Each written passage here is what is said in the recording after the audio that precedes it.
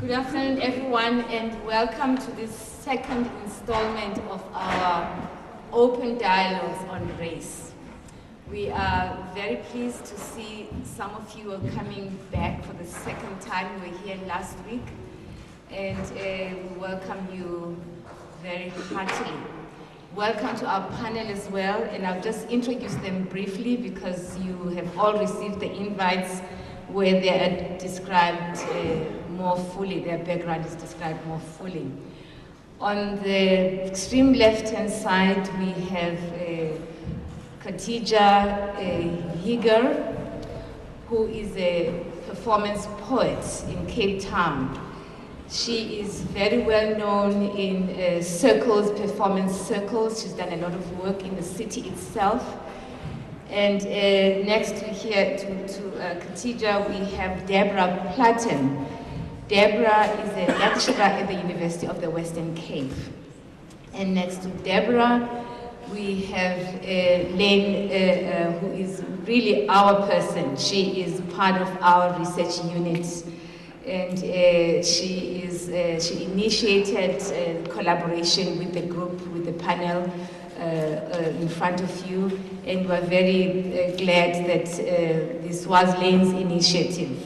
And I just want to tell you how this came about. So in our group, when we meet on a weekly basis to discuss our research work and to see what's happening in the country and how we might bring in some of the conversations that are happening within our social sphere into our research, because our research theme, the broad theme of our work is historical trauma and transformation, very much connects to the critical debates that are happening today. So often we find ourselves spending our weekly meetings on what conversations are happening outside of the university.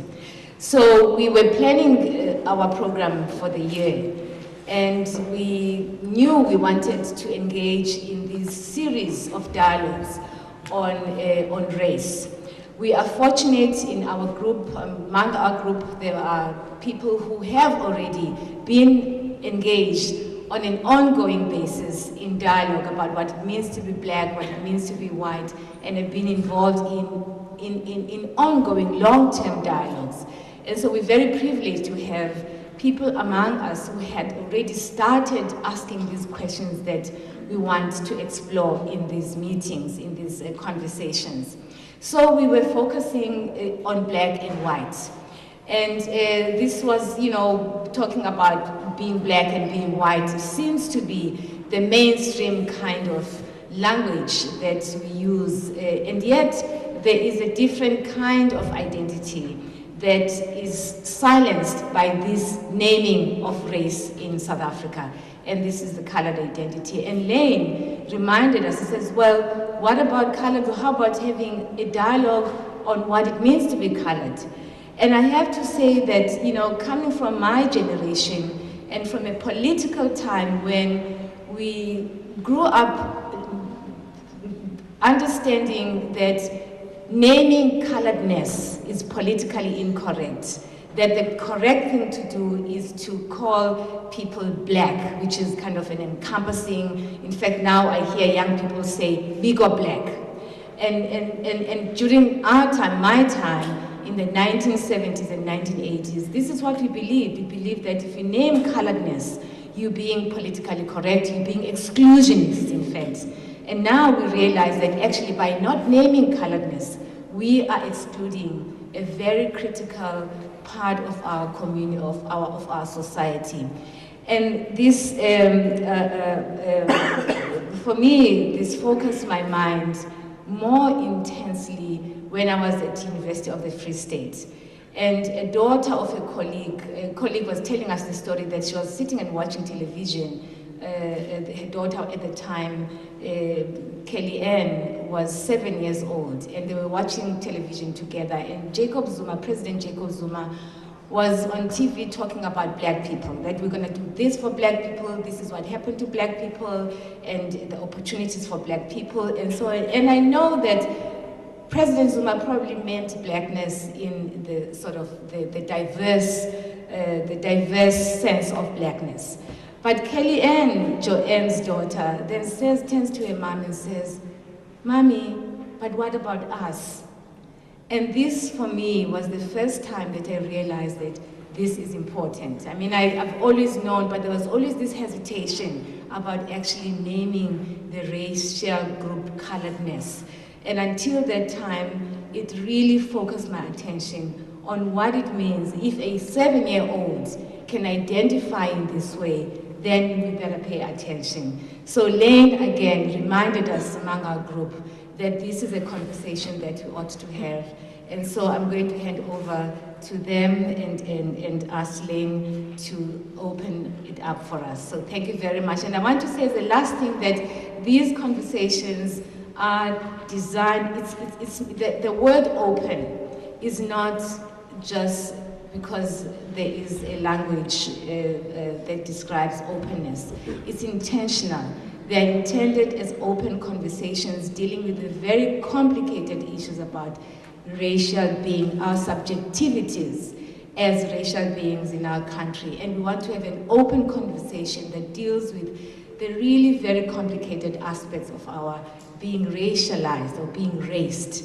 And so we want to also invite you to accept this space as a space that allows openness, so that there is nothing that is sacred. You can say and ask whatever is on your heart, because the idea is for us to understand deeply, to have a much more profound, rather than the superficial conversations, to have a much more profound understanding of what our subjectivities as raced beings in South Africa is about. So thank you very much. Lane, I'm going to hand over to you. Can you hear me? Am I speaking loud enough? Yes? No? Speak a bit louder? Okay. Thank you. It's a wonderful turnout. I think all three of us are pretty terrified sitting up here. Yeah.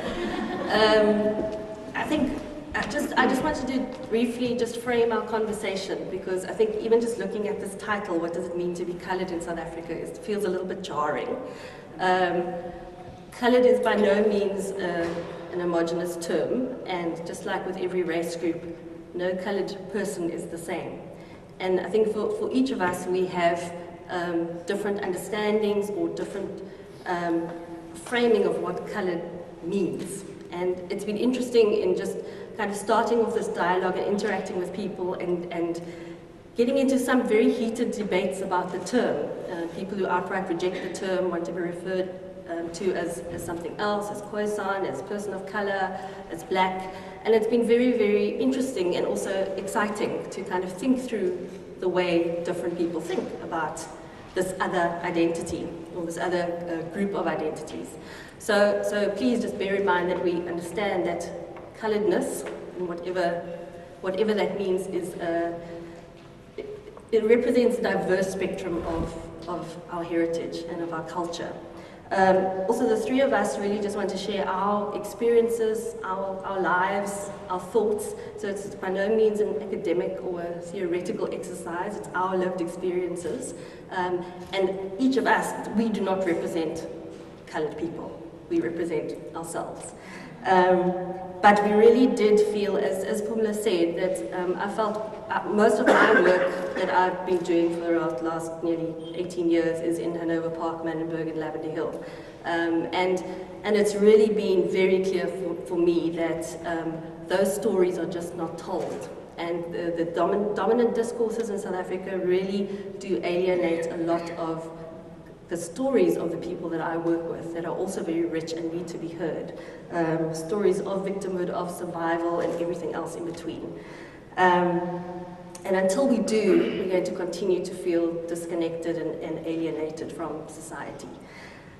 So I guess just to introduce this, I think I will refer to our topic as my 9-year-old son would, dialogue about colourful people. I'm going to hand over to Khadija. Suffering. It has a black skin. How am I to be now that I'm made of glass, and my words have no sound except for those uttered in a past? Sometimes I'm black. When politics parodies a truth and quantity is king, Sometimes I am black. Sometimes only in the vaguest sense do I have a history, a memory, a cultural reality. Easier to keep me in the dark. Easier to talk about the Indian Ocean slave trade as if it were one of the stepsisters. Easier to say that I almost suffered. I'm almost one thing, not quite another. You see, somewhere between here and there, between 1994 and the present, I was lost on the periphery of a South African story. Because if memory serves the historical themes, it seems my people were never part of the resistance.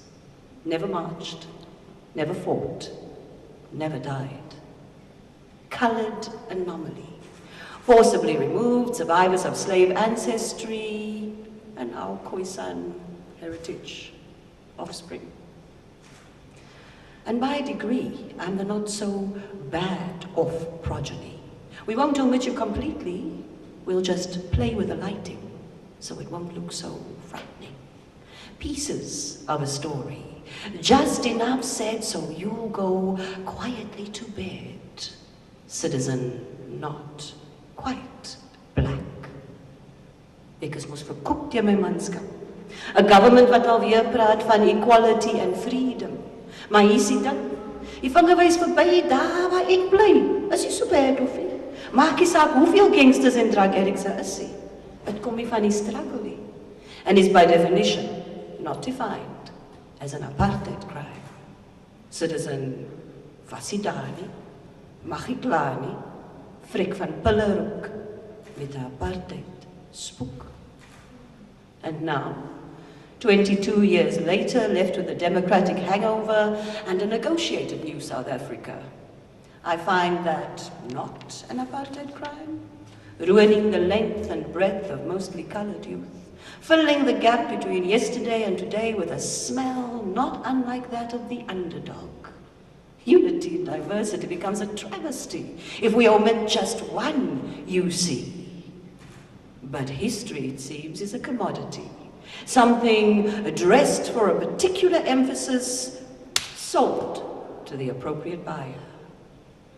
But it's not that simple, they tell me. There are complexities, if you please. Don't oversimplify.